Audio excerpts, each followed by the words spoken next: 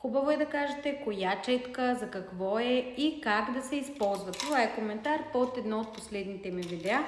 Искахте да ви обясня за четките, зенки какви и колко използвам. Общо взето тук съм приготвила 5 различни, но около 3-4 четки са напълно достатъчни за един красив пушен грим.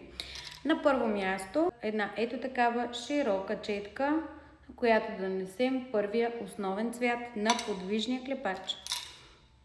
Една кръгла четка, препоръчително естествен косъм, която използваме ето така или с кръгови движения, ето тук в сгъвката на окото.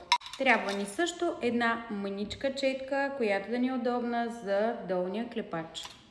Препоръчително е, ако ще нанасяме нюанси до черно, да имаме и една ето такава по-маничка, която е като мини вариант на тази голямата четка, ето както виждате. Тя служи за нанасене на най-тъмния цвят на окото, именно ето тук в края на миглите. Надявам се да ти хареса отговора и ако ви е било полезно, коментирайте отдолу.